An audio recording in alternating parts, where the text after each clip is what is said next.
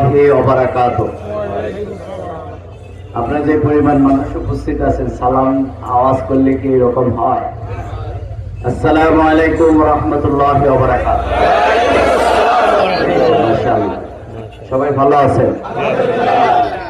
আলহামদুলিল্লাহি রাব্বিল আলামিন, ওয়াসসালাতু ওয়াসসালামু আলা সাইয়্যিদিল মুরসালিন ওয়া আলা আলিহি ওয়া আসহাবিহি আজমাইন। আমাদের এখানে এই বেলায় যদিও আমরা ক্ষুধার্ত না, কিন্তু আমরা যখন ক্ষুধার্ত হই, আমাদের পেটে অনেক ক্ষুধা থাকে, কিন্তু আমরা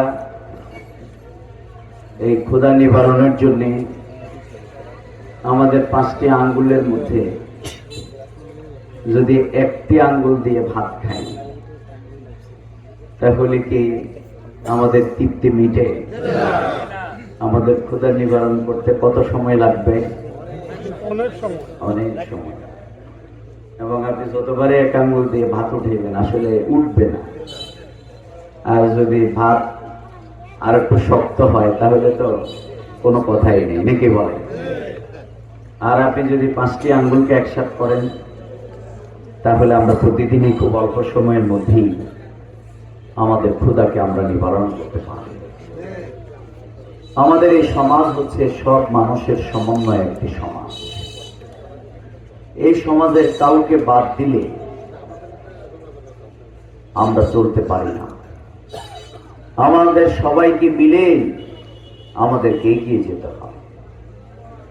আমাদের সবচেয়ে সম্মানিত আমাদের মসজিদের ইমাম, কিন্তু তিনি যদি একাই আজান দেন, আবার তিনি যদি একাই দাঁড়িয়ে থাকেন, আর কোনো মুসল্লি না পান, তাহলে কিন্তু জামাত কায়েম করতে পারবে না, নাকি বলেন? তাহলে বুঝে গেল জামাত কায়েমের জন্য মুসল্লির প্রয়োজন। আমাদের এই সমাজে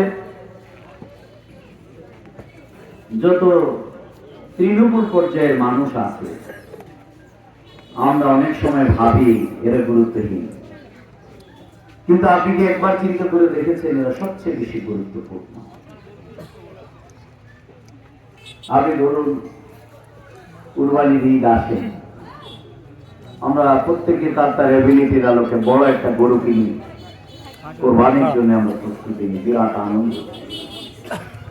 কিন্তু আমাদের ওই কসাইরা যদি আমাদেরকে সহযোগিতা না করে, তাহলে আপনি এই গরু জবাই করে আপনি এটিকে সুন্দর করে আপনার যে তৃপ্ত খাবার, সেটি থেকে কিন্তু বঞ্চিত হয়। আমাদের সমাজের নাপিত ভাইয়েরা যদি